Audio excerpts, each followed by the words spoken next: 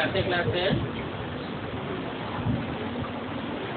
17 जुलाई 1968।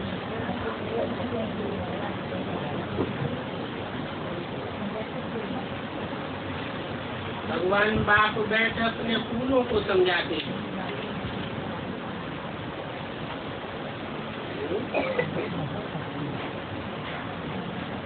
कांटों को नहीं समझाते हैं, उनको समझाते हैं। सिर्फ फूलों को भी नहीं कहा, अपने फूलों को समझाते हैं। क्योंकि और धर्म में भी सुखदायी फूल बहुत है, लेकिन भगवान बाप बैठ किसको समझाते हैं? अपने फूलों को बैठ समझाते हैं, देखते हैं, सैर करते हैं। क्योंकि और सभी जगह तो फूल और माली होते हैं समझाने वाले, और यहाँ तो तुम भगवान के पास आते हो अपनी खुशबुएं देने के लिए, क्योंकि तुम फूल हो ना। और ये बात तुम भी जानते हो और बाप भी जानते हैं। कांटों के जंगल का बीज रूप है रावण,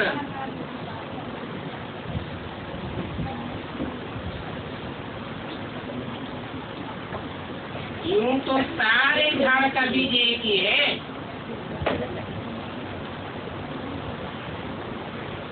परंतु फूलों के बगीचे से फिर कांटों का जंगल बन जाता है।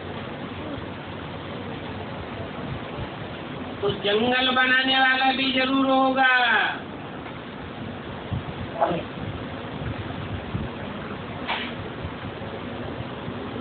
और वो है रावण। तो तुम जज करो कि बाप ठीक समझाते हैं। देवताओं रूपी फूलों के बगीचे का बीज रूप है बाप।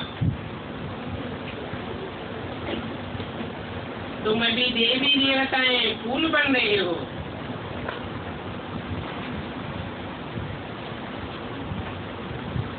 और ये बात तो हर एक जानते हैं कि हम किस किस्म का फूल है। भगवान भी यहाँ आते हैं फूलों को देखने, और उन धर्मों में तो सभी है माली, और उनमें भी अनेक प्रकार की माली है।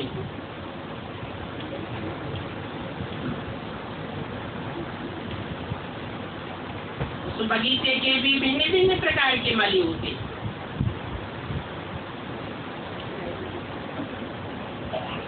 लौकिक तो बगीचा होता है ना, कोई का 60 रुपया वेतन, कोई का 100 रुपया, कोई को 200 रुपया भी होते हैं। जैसे मुगल गार्डन का माली जरूर बहुत होशियार होगा।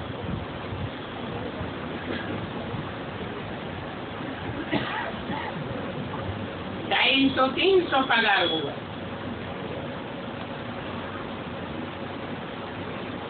और तुम्हारा ये तो बहुत बड़ा बेहद का बगीचा है।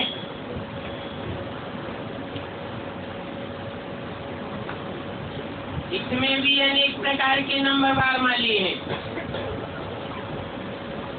जो बहुत अच्छे अच्छे माली होते हैं। वो बगीचे को बहुत अच्छा शोभनीय बनाई देते हैं, और अच्छे में अच्छे फूल लगाते हैं। देखो, गवर्नमेंट हाउस, मुगल गार्डन कितना अच्छा है।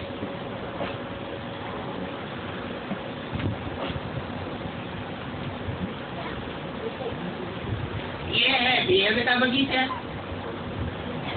जिसका एक ही भगवान है, और उस कांटों के जंगल का भी बीज एक ही रावण है, 10 सिर वाला। और फूलों के बगीचे का भी एक ही बीज है, शिव बाबा।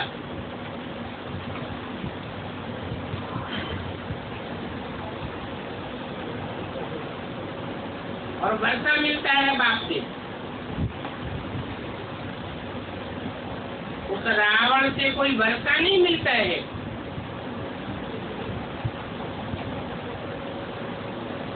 वो रावण तो जैसे श्राप देते हैं।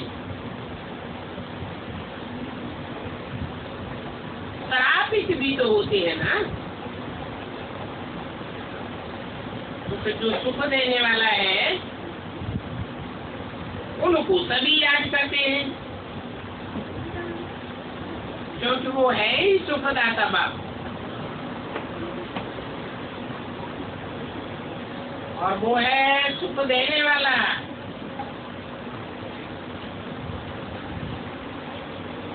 तो भगवान आते हैं तो जरूर माली सहित आवेंगे ना।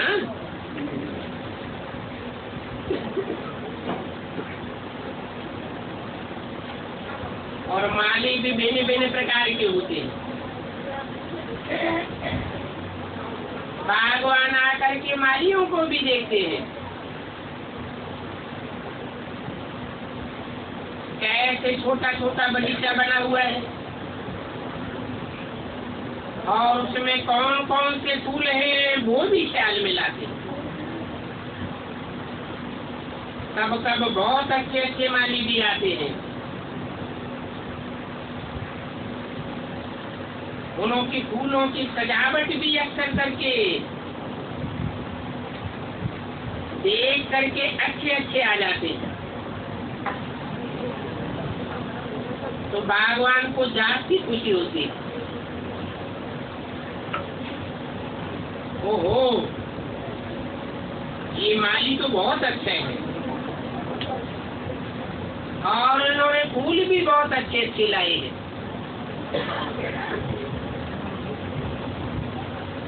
यहाँ तो है ये बेहद की बात। वो है कांटों का जंगल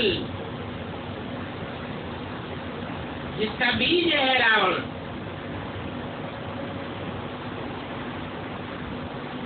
तुम बच्चों के दिल में है कि बाबा की ये बात बिल्कुल सच सुनाते हैं। आधा कल्प चलता है रावण राज्य।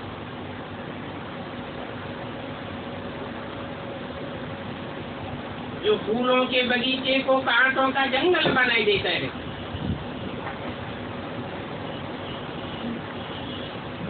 बनाने वाला है रावण। और जंगल में दुखदाई कांटे ही कांटे होते हैं। कितना दुख उठाते हैं। और बगीचे के बीच में कांटा थोड़ी होता है, एक भी नहीं। बच्चे जानते हैं ये रावण देह अभिमान में लाकर के कांटा बनाता है। बड़े से बड़े कांटा है देह अभिमान। बाबा ने रात्रि को भी समझाया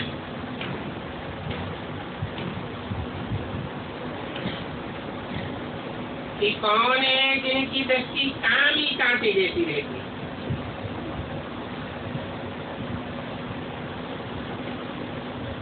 क्योंकि वैश्याएं और लंपट भी तो होते हैं ना।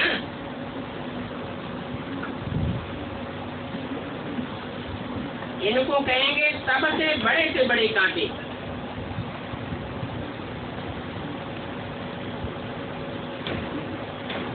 और उसमें भी कोई खास कांटे रखते हैं जिन कांटों को कामी कुत्ता भी कहा जाता है।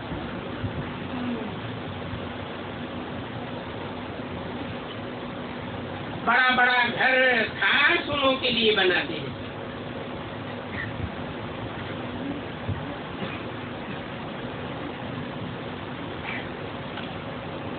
जैसे कलकत्ता है, वहाँ दूसरी वैश्या न रखे तो उनको बड़ा आदमी नहीं कहा जाता।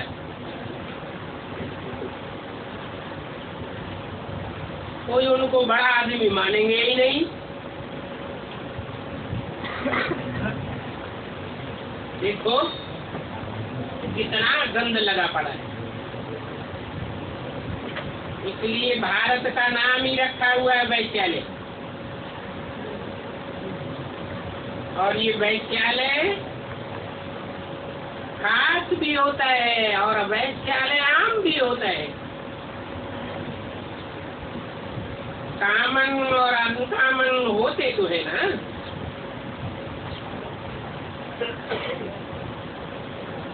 खास अपने लिए रखते हैं,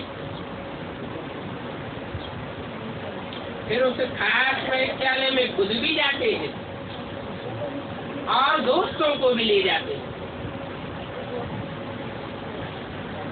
तो बाप बैठ समझाते हैं ये वैश्यालय है जो बेकार में जाती है,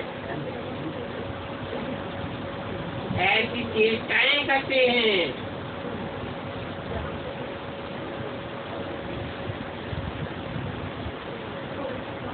समझते हैं ये बहुत अच्छा है, अच्छी है, इनके साथ विकार में जावे। और वैश्याओं को तो ये काम ही होता है। कब कब यहाँ भी ऐसे ऐसे आते, इनकी बुद्धि देह की तरफ जाती है। कोई की सेमी बुद्धि जाती है, कोई की खास भी जाती है। नए नए भी आते हैं, बड़ा अच्छा पहले पहले चलते हैं। वो समझते हैं कि हम विकार में कभी नहीं जाएंगे, पवित्र ही रहेंगे। उस समय उनको मतानी वैराग आ जाता है। फिर बाद में जब कांटों के जंगल में जाते हैं तो खराब हो पड़ते हैं, शक्ति गंदी हो जाती है। यहाँ जिनको अच्छा अच्छा फूल समझ भगवान के पास ले आते हैं, कहते हैं बाबा ये बहुत अच्छा फूल है। कोई के लिए तो कान में बताते हैं ये फलाना फूल है, ये ऐसा है वैसा है। क्योंकि माला तो बाद में जरूर बना देंगे ना, ऐसे नहीं है कि बाबा अंतर्यामी है, नहीं। माने हरेक के चार चलन बताते हैं। कहते बाबा इनकी दृष्टि अच्छी नहीं है, इनकी चलन रायल नहीं है, ये अभी तक सिर्फ 10% सुधरे, इनका 20% सुधार हुआ। तो मूल है आंखें जो बहुत धोखा देती है। जो अच्छे अच्छे माली होंगे वो तो आकर के भगवान को सब कुछ बता देंगे। बाबा एक एक से पूछते भी हैं, बताओ तुमने कैसे कैसे फूल लाए हैं। तो कोई गुलाब के फूल होते हैं, कोई मोतिये के होते हैं, कोई यक के भी होते हैं। ऐसे ऐसे फूल लेकर के तो आते हैं ना। यहाँ आते हैं तो बहुत खुशबूदार रहते हैं, जंगल में जाते हैं तो फिर मुरझाए जाते हैं। 17 जुलाई 68 की वाणी का दूसरा देखते हैं, ये इस प्रकार का फूल है। माया भी ऐसी है जो मालियों को भी बड़ा जोर से थप्पड़ लगाई देती। माली भी कांटे बन जाते हैं। बागवान आते हैं तो पहले पहले बगीचे को देखते हैं, फिर बैठ करके उस बगीचे को संगारते हैं। कहते हैं बच्चे खबरदार रहो, अपनी खामियां निकालते जाओ, नहीं तो फिर बहुत बहुत पछतावेंगे। अभी तो बाबा आया है तुमको बनाने के लिए,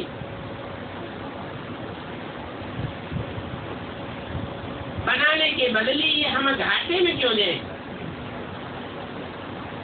अपनी जांच की बात आती है, देखना हम ऐसा ऊंच बनने लायक हैं, ये तो जानते हो कि कांटों के जंगल का बीज है रावण और फूलों के बगीचे का बीज है राम।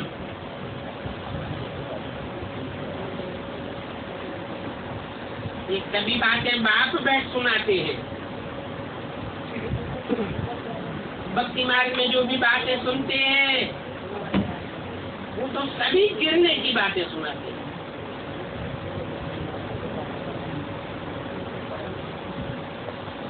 बाबा फिर स्कूल की पढ़ाई की सराहना करते हैं। ये भी कहते हैं कि वो स्कूल की पढ़ाई तो फिर भी अच्छी है, क्योंकि उसमें भी सोर्स ऑफ इनकम है, एम ऑब्जेक्ट भी है, और ये भी पाठशाला है। इस पाठशाला की एम ऑब्जेक्ट है ये लक्ष्मी नारायण बनने की। और तो कहीं भी कोई स्कूल कॉलेज में या सत्संग में ये एम ऑब्जेक्ट होती ही नहीं है। तुम्हारी एक ही एम है नर से नारायण बनने की। यादगार में भक्ति मार्ग में सत्यनारायण की कथा बहुत बहुत सुनते हैं। हर मास में ब्राह्मण को मंगाते हैं, ब्राह्मण लोग गीता भी सुनाते हैं। आजकल तो सभी गीता सुनाते हैं। बाप कहते हैं सच्चा सच्चा ब्राह्मण तो कोई है ही नहीं। क्या ब्राह्मण कौन होता है? और दूसरे ब्राह्मण किसको कहा जाता है?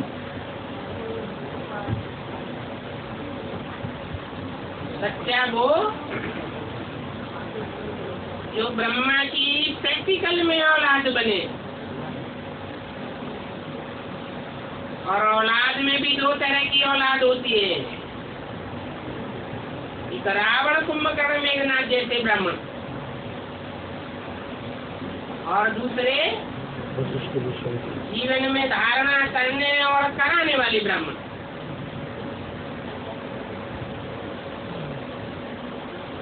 तुम तो हो सच्चे ब्राह्मण, क्योंकि सच्चे बाप के बच्चे हो और तुम सच्ची सच्ची कथा सुनाते हो।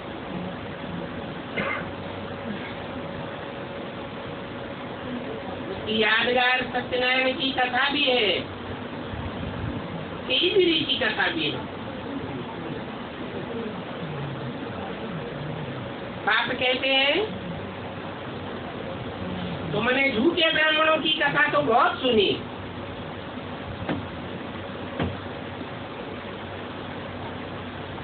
उन कथाओं में तो ग्लानि ही ग्लानि भरी हुई है।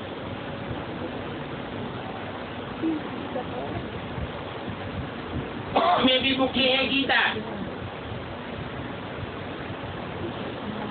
अभी भगवान वाच है मैं तुमको राजाओं का राजा बनाता हूँ। वो लोग तो गीता सुनाते आए, जन्म जन्मांतर गीता सुनते आए, परंतु राजा कौन बना? ऐसा कोई है जिसने कहा हो तुमको राजाओं का राजा बनाऊंगा, तुमको बनाऊंगा परंतु मैं खुद नहीं बनूंगा? ऐसा कब सुना?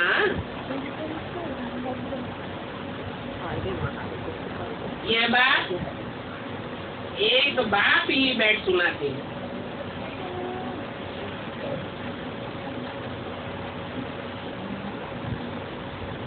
एक ही बात है जो बच्चों को बैठ समझाते हैं।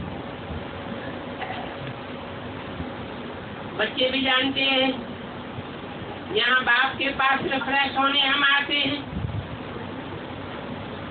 आकर के माली भी बनते हैं, फूल भी बनते हैं। बच्चों को माली तो जरूर बनना है, और माली भी किस्म किस्म के होते हैं।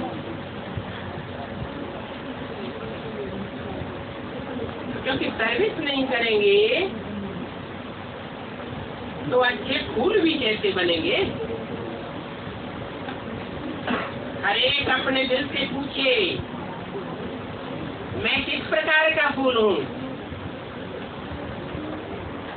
फूल हूँ या कांटा हूँ? किस प्रकार का माली बना हूँ? इस बात पर बच्चों को विचार सागर मंथन करना पड़े। ब्राह्मणियां भी जानती हैं, और माली भी किस्म किस्म के होते हैं। कोई अच्छे अच्छे माली भी आ जाते हैं। इन मालियों का बहुत अच्छा बगीचा होता है। जैसा अच्छा माली होगा तो बगीचा भी अच्छा बनाते हैं, और बाप के पास अच्छे अच्छे फूल ले आते हैं। इन अच्छे अच्छे फूलों को देख करके बाप की दिल ही खुश हो जाती है। कोई कोई फिर हल्के हल्के फूल लेकर के आते हैं।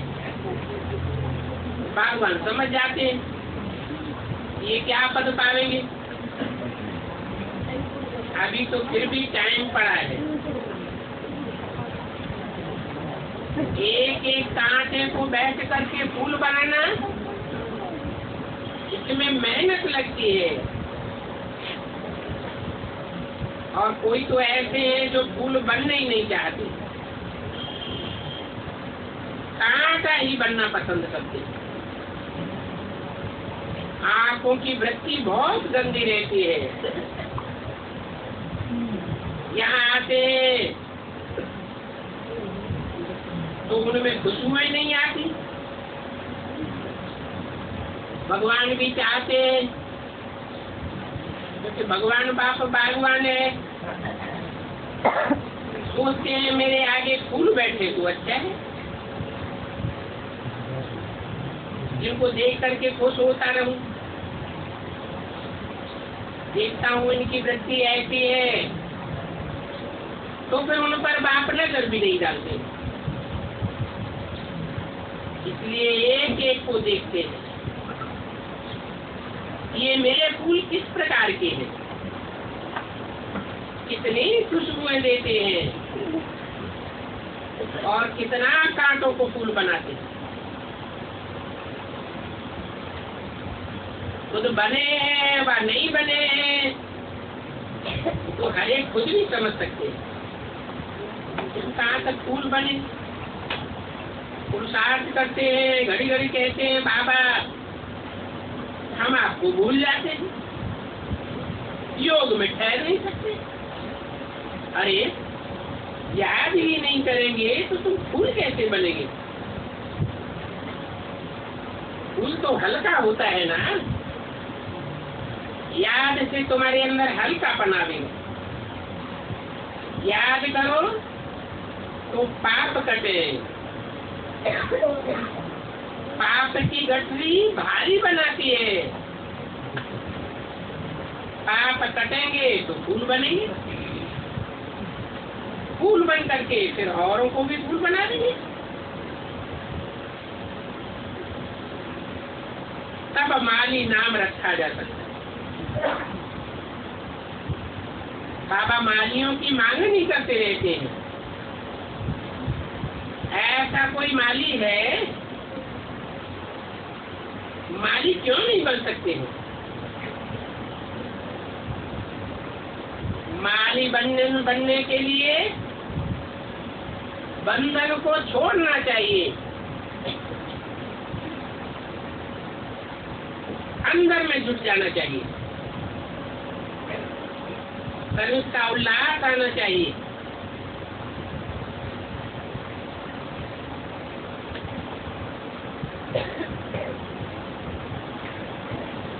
अपने ऊपर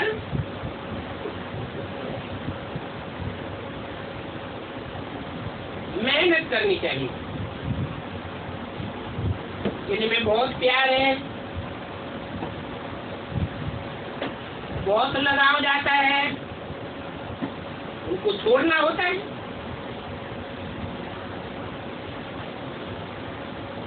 बाप की सर्विस के लिए लगाव झुकाव को छोड़ना है।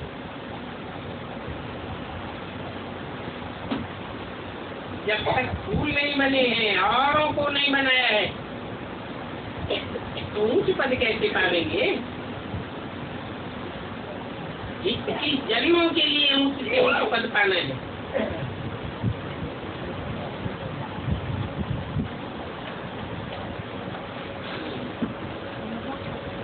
यहाँ तो राजाएं भी बनते हैं, महाराजाएं भी बनते हैं, और बड़े बड़े साहूकार भी हैं।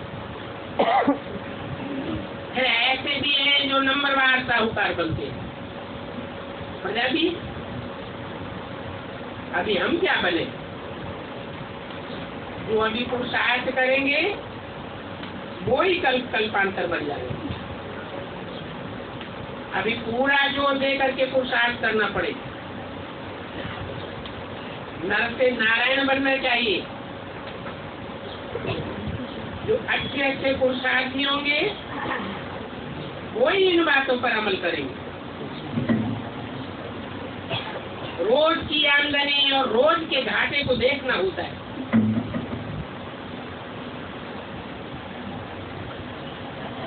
बारह मास व एक मास की तो बात नहीं है। रोज अपना घाटा और फायदा निकालना चाहिए।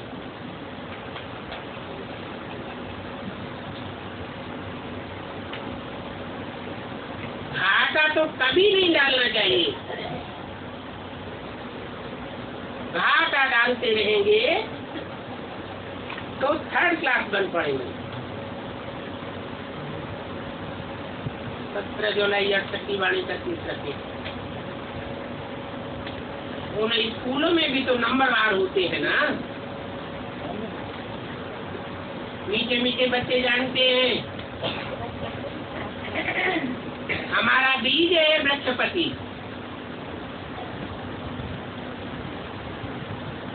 जिसके आने से हम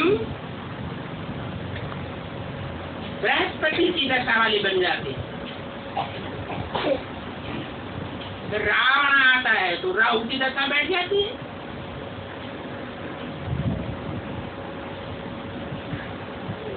वो एकदम हाईएस्ट ले जाते हैं और वो एकदम लोएस्ट ले जाते हैं। कौन? रावण, जो राहु की दशा बैठा था, एकदम शिवालय से वैश्यालय बनाई देते। अभी तुम बच्चों पर शिव बाबा की बृहस्पति वाली दशा है। पहले नया वृक्ष होता है, फिर आधा के बाद पुराना शुरू होता है। वैश्यालय कांटों के जंगल को कहा जाता है। अभी यहाँ तो तुम आए हो फूल बनने के लिए, और यहाँ अच्छे अच्छे माली भी है, बागवान भी है। माली वृद्धि को पाते रहते हैं। क्योंकि अच्छे अच्छे फूलों को बागवान के पास ले आते हैं। बागवान तो जाता नहीं है, तो जरूर यहाँ आना पड़ेगा। हर एक माली फूल लेकर के आते हैं, कुछ बड़े अच्छे फूल ले आते हैं। ऐसे अच्छे अच्छे फूल, उनकी निशानी क्या होती है?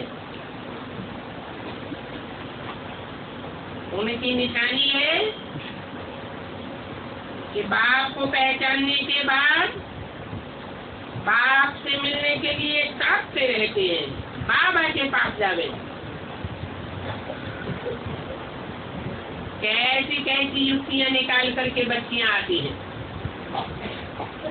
बाबा कहते हैं बड़ा अच्छा फूल है, भले माली सेकेंड क्लास हो, माली से भी फूल अच्छे हो जाते हैं। कितना तड़पते हैं, बस बाबा के पास जाते। ऐसा बाबा जो हमारा इतना ऊंचा विश्व का मालिक, घर में कितनी मार खाती है तो भी कहते हैं शिव बाबा हमारी रक्षा करो।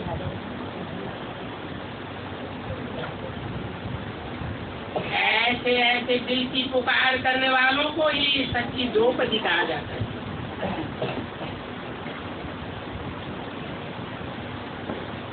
पास जो हो गया है तो फिर रिपीट होने।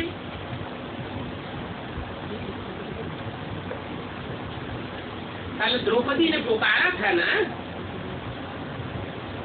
आज बाबा आए हैं बचाने के लिए। युक्ति बताते हैं, ऐसे ऐसे घूम घूम करो, तुम ब्राह्मणी हो,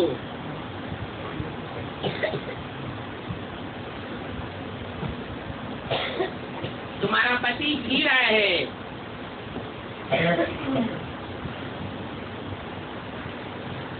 गंध के कीड़े पर भू भू करते रहो। बोलो भगवान वाक्य है काम महाशत्रु। गीता में भी लिखा है ना, काम महाशत्रु को जीतने से तुम विश्व का मालिक बन जाओगे। कोई न कोई समय ऐसी अबलाओं के वाक्यों को लग जाते हैं तो फिर ठंडे हो जाते हैं। फिर कहते हैं अच्छा बन जाओ। ऐसा श्रेष्ठ बनाने वाले बाप के पास जाओ। ऐसे भी कहते हैं कि तुम जाओ, मेरी तकदीर में तो नहीं है। अच्छा तुम तो जाओ। तो ऐसे ऐसे बहुत द्रौपदियां पुकारती हैं। बाबा भी लिखते हैं भू भू करते रहो। कोई कोई स्त्रियां भी ऐसी होती हैं जिनको सुपर्णखा पुतना कहा जाता है।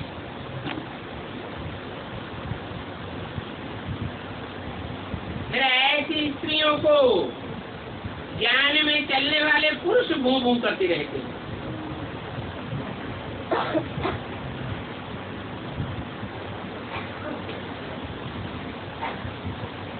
वो कीड़ी भर पड़ती है, विकार के बिगड़ रह नहीं सकती। दुशासन निर्विकारी और द्रौपदियां विकारी पूतना बन पड़ती है। ऐसे भी होता है। बागवान के पास तो सभी किस्म के हैं, बात मत पूछो। कोई कोई कन्याएं भी कांटा बन जाते हैं। एक दूसरे से दिल लगी तो फिर उनसे ही खराब हो पड़ती है, बुद्धि भ्रष्ट हो जाती है। ऐसे बहुत केस बाबा के पास आते रहते हैं। ये बाबा कहते हैं अपनी जन्म पत्री बताओ। बाप को बतावेंगे नहीं, वो बातें वृद्धि को पाती जाएगी। तुम्हारा झूठ तो चल नहीं सकता, झूठ बोलेंगे तो तुम्हारी वृत्ति खराब ही होती जाएगी। बाप को सुनाने से कुछ गुम हो जाएगा, तो सच सच बताना चाहिए ना, नहीं तो बिल्कुल महारोगी बन जाएंगे। ये लगाव और झुकाव की बीमारी बड़ी कड़ी है। कोई कहते हैं पति मर गया है, फिर भी हमारी दृष्टि दूसरी तरफ जाती है।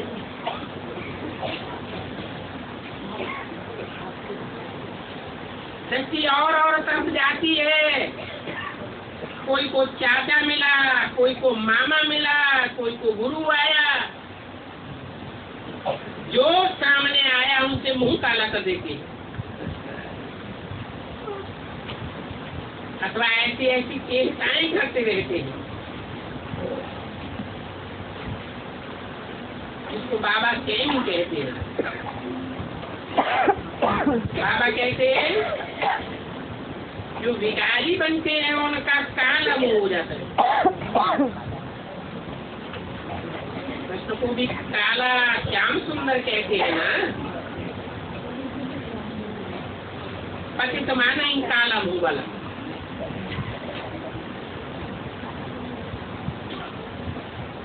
देखो नंबर 1 का ही नाम लिया जाता है। नारायण को कभी भी श्याम सुंदर नहीं कहेंगे।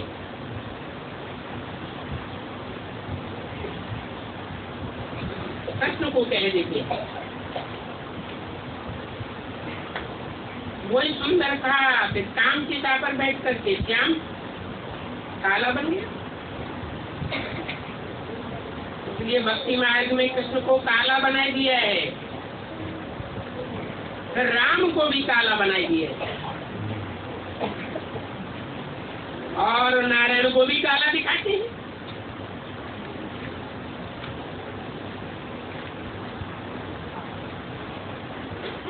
अभी तो शिवलिंग को भी काला दिखाई दिया। क्यों है? अरे सबको काला क्यों दिखाई दिया?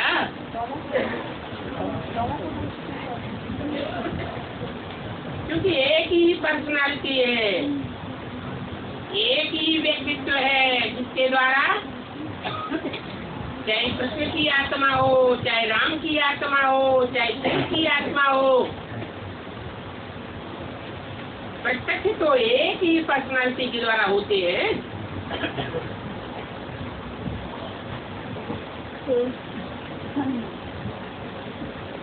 अभी तुम्हारे पास नारायण का चित्र घोड़ा है,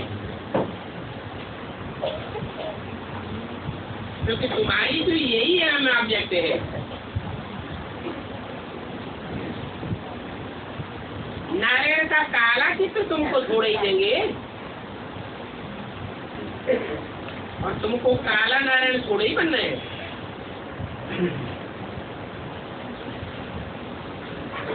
इसलिए ये चित्र सुंदर बनाए हुए हैं। जैसे कि नई दुनिया में थे, विकार में गिरने से फिर काला मुंह हो जाता है। काला मुंह करते करते अभी कितने काले बन पड़े हैं। अंदर ही अंदर आत्मा काली बन पड़ी है। आयरन एज है ना, तुमको तो अभी गोल्डन एज में जाना है।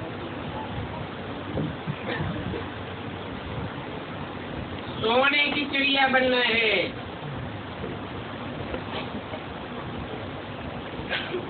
भक्ति मार्ग में काली कलकत्ते वाली भी कहते हैं ना,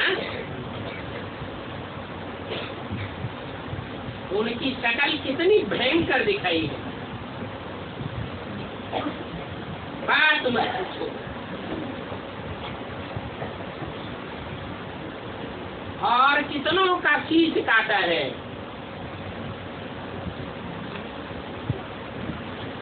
क्या मतलब हुआ है?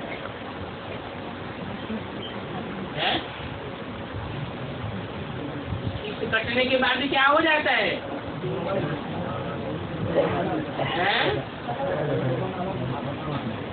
मुर्दा हो जाता है।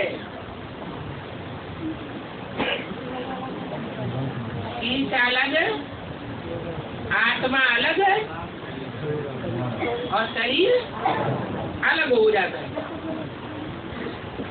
उनको कितना भयानक दिखाते हैं। बाप कहते हैं ये सन्यासी आज भी हिरण्यकश्यप जैसे हैं।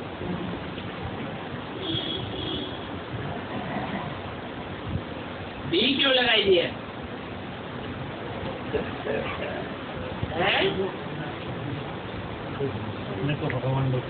सन्यासियों को भी राक्षस जैसा क्यों बताई दिया? भी क्यों लगाया?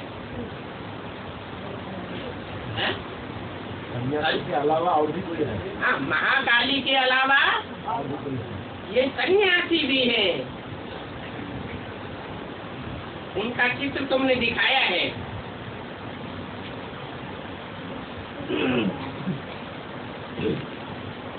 इन सन्यासियों को भक्ति मार्ग में आम फेंक करके मारते हैं।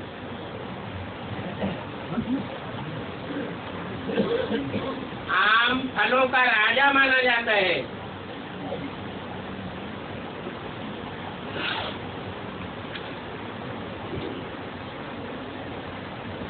किसी के हाथ में आम हो, फलों का राजा हो और उसे अपने हाथ में न रखे, सन्यासियों को फेंक दे तो क्या कहा जाएगा?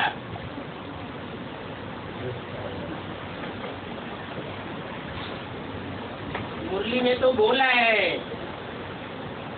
अंत में सन्यासी भी निकलेंगे जो तुम्हारे सहयोगी बन जाएंगे।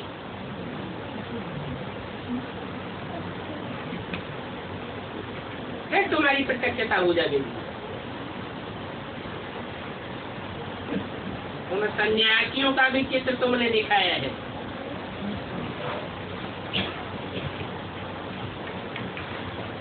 तो देखो, सन्यासियों को पत्थर नहीं मारते हैं। क्या मारते हैं? आम मारते हैं, अंबरी लगाते हैं। मंदिर में पत्थर कैसे मारेंगे? वास्तव में उनको मारना तो पत्थर चाहिए।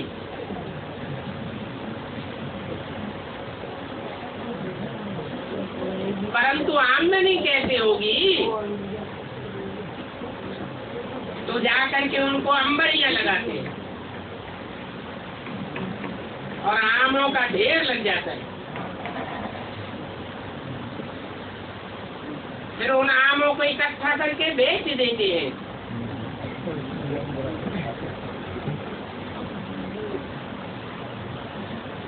रावण को भी जला देते है। ये सारी रावण की सेना। उनकी सारी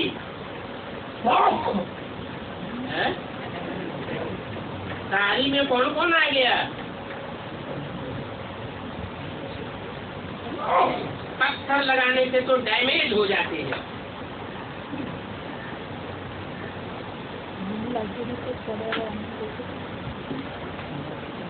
मूर्ति को इसलिए अंबरी लगाते हैं। फिर इकट्ठा कर देते हैं। 17 जुलाई 68 की वाणी का 4था पेज। श्रीनाथ जगन्नाथ के मंदिर शायद तुमने देखे नहीं है। अब श्रीनाथ हो या जगन्नाथ हो, दोनों में मूर्ति तो एक ही है। क्यों?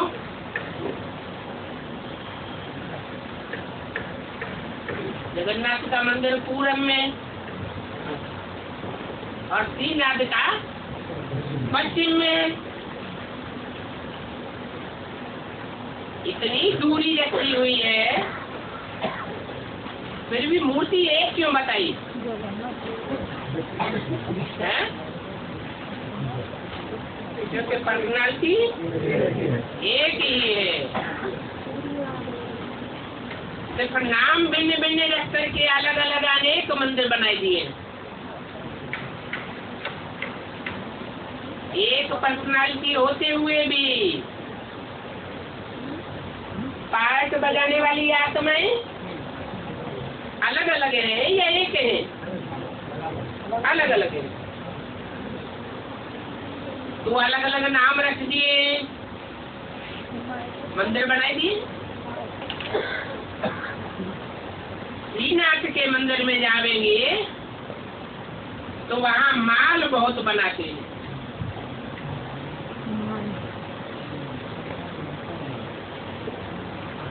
ये यादगार है कि वहाँ भारत बहुत साहूकार था।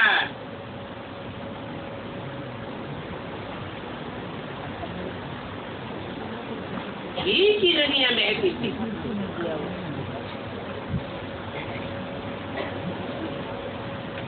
तो देखो श्रीनाथ के मंदिर में भी घी का बड़ा कुआं बनाया हुआ है और अंदर ही अंदर उससे नदी निकाली हुई है। रसोई तक पाइपलाइन बिछाई हुई है।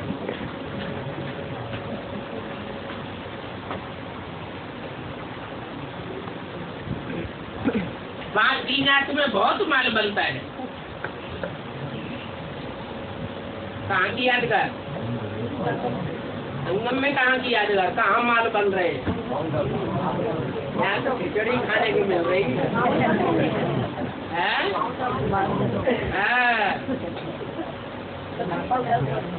एक की यादगार बताई जब बाबा जीवित थे, खूब माल बनता है। फिर बाद में वो माल दुकान पर रख करके बेचते।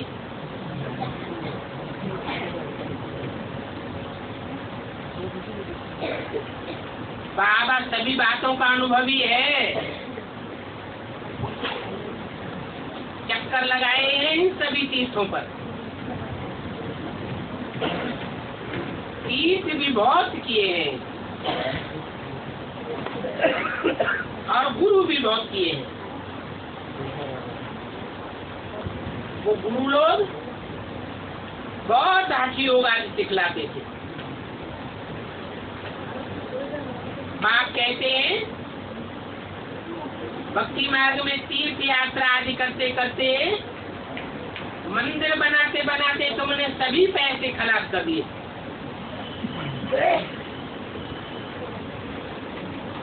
अभी बैगर बन करके तुम भीख मांग रहे हो। स्वर्ग में देखो तुम भारतवासी कितने धनवान थे। इन लक्ष्मी नारायण का राज्य था, वो कहाँ चले गए? 84 जन्म तो जरूर लेंगे ना। कृष्ण के लिए भी तुम बताते हो 84 जन्म लिए, परंतु भक्तों को जब तुम ऐसा बताते हो तो वो बिगड़ पड़ते हैं।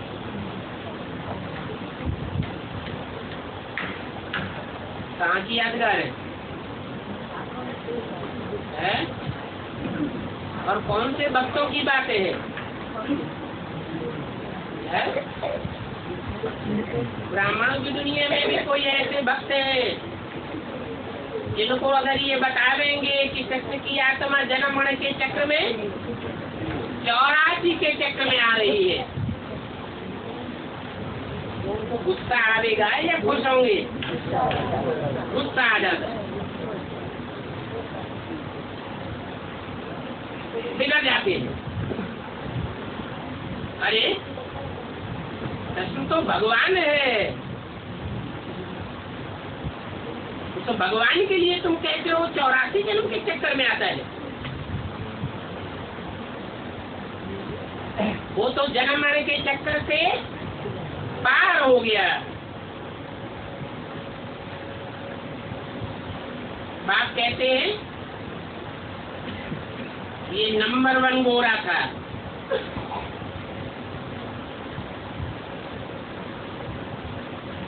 कहाँ 5000 वर्ष में या ब्राह्मणों की दुनिया में? जो नंबर 1 गोरा था वही नंबर 1 सांवरा बना है। कहाँ की बात है? कौन था संगम युग में नंबर 1 गोरा? एक नंबर 1 सांवरा बन जाता है शूटिंग पीरियड में। तब तुम जो ये बनता है वही तुम भी बनते हो। अब बताओ कि तमो प्रधान से फिर सतो प्रधान कौन बनावेगा? कृष्ण बनावेगा क्या?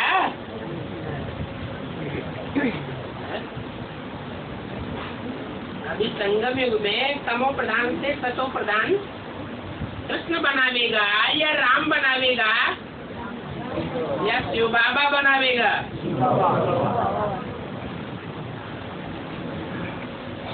बाप को ही आकर के सतो प्रधान बनाना होता है। देखो चित्र कितना सहज बना हुआ है, ये कोई को भी तुम समझा सकते हो।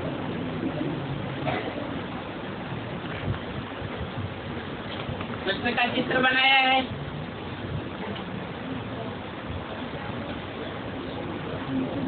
कौन सा चित्र? हाथ में स्वर्ग का गोला और पांव में नरक का गोला। दिखाते हैं यहाँ है नरक और वहाँ है स्वर्ग। अभी तो संगम युग है, यहाँ तुम ब्राह्मण राजयोग सीखते हो, फिर तुम ही राजयोग सीख करके राजाई में जाते हो। बाकी तो सभी शांति धाम चले जाते हैं।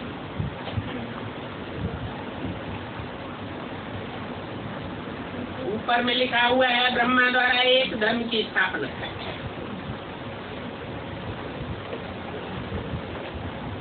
शंकर द्वारा अनेक धर्मों का विनाश।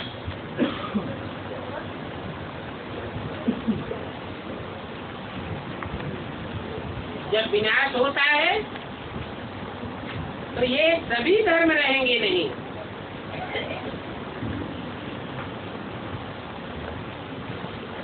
पहले भी नहीं थे। सतयुग में देवी देवताओं के सिवाय कोई दूसरा धर्म नहीं था। ये बात भी कोई की बुद्धि में नहीं आती है। बुद्धि में लाने के लिए फिर बाबा ने ये नक्शे आदि बनवाए हैं। इन चित्रों के सामने जाकर के खड़ा कर दो, कितना क्लियर है। बच्चे जानते हो पहले पहले आदि सनातन देवी देवताएं ही थे। भारत को बहुत छोटा शोक बनाना चाहिए।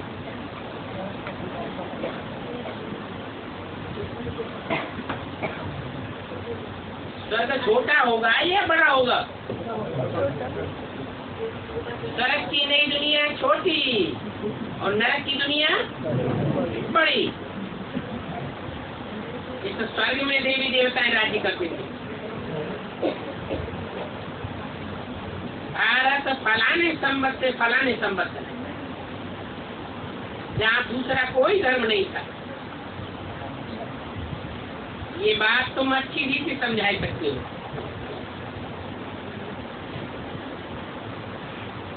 कैसे?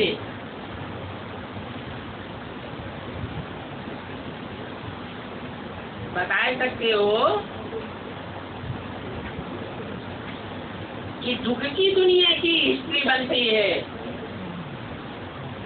सवारी से निकाली जाती है, कैलेंडर बनाए जाते हैं। दुख में लोग दिन गिनते हैं ना, और सुख की दुनिया की कोई सवारी कोई दिन आदि नहीं निकालती।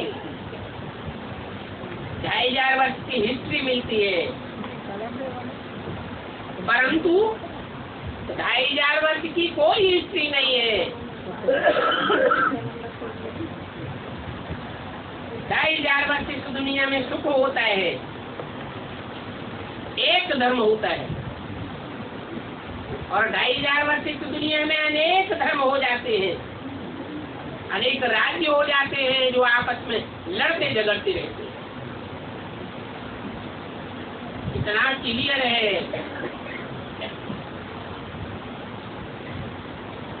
पहले पहले ये भारत ही स्वर्ग था,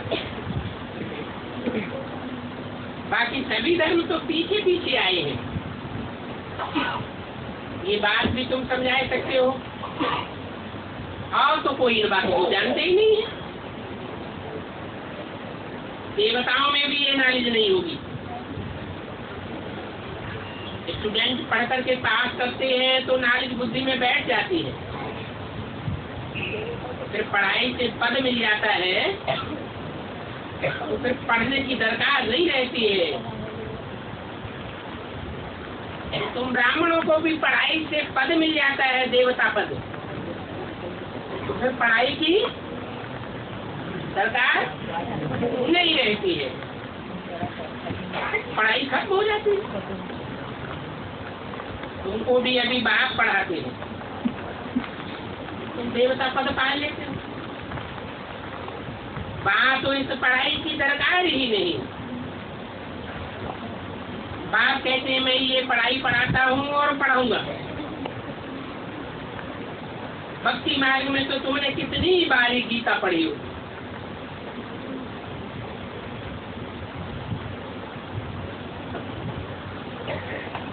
पहले पहले तुमने ही पूजा शुरू की ना,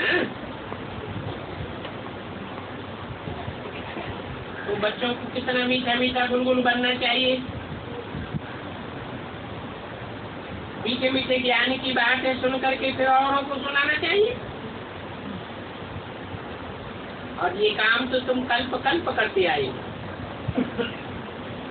बाप अभी भी समझाते हैं, आंखें जो धोखा देती है, इन आंखों पर ही गुस्सा करो।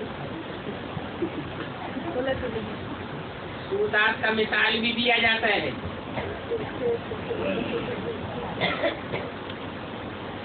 तो तुमको भी अपन को थप्पड़ मारना चाहिए।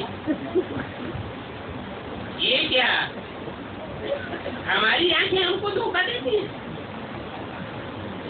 ऐसे ऐसे विकर्म की बातें क्यों आती है? बाबा भी भक्ति में जब बैठते थे तो पूजा करते करते ध्यान बाहर धंधे आदि की तरफ चला जाता था, तो अपने को चुंदरी पहनते थे। चुंदरी रिपोर्ट लेते थे। हमारी बुद्धि बाहर क्यों जाती है? बाप भी कहते हैं अगर क्रिमिनल आई धोखा देती है तो लगाओ सबके सामने अपने को थप्पड़, तब सुधार होगा। लोग कहेंगे पागल।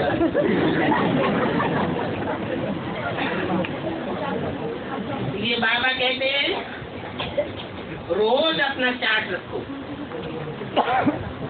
कीमत पर अगर नहीं चलेंगे तो फिर तुमको पछताना पड़ेगा। ये यूनिवर्सिटी खोलते जाओ। बाबा ऐसे नहीं कहते हैं कि यहाँ आकर के पैसे रखो। क्या करना है पैसों का? है? अरे ये आध्यात्मिक ईश्वरी विश्वविद्यालय खोलते जाओ, बनाते जाओ।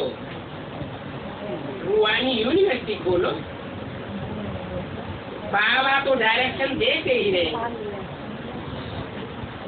सर्विस लाइक बनना चाहिए। जाती पैसे है तो म्यूजियम खोलो। हिम्मत बच्चे मदद बाप। दिल साफ तो मुराद हासिल। इसके लिए तुम एक को ही याद करो तो विश्व के मालिक बन जाओगे। इस समय पूरा पुरुषार्थ करो, क्योंकि अभी अगर फेल हो गए तो कभी भी राजा रानी व महाराजा महारानी नहीं बन सकते। इसलिए अच्छी रीति पुरुषार्थ करो। अच्छा, मीठे मीठे के लिए बच्चों प्रति बाप का, दादा का नंबरवार पुरुषार्थ अनुसार याद कर। रूहानी बच्चों प्रति रूहानी बाप बनो।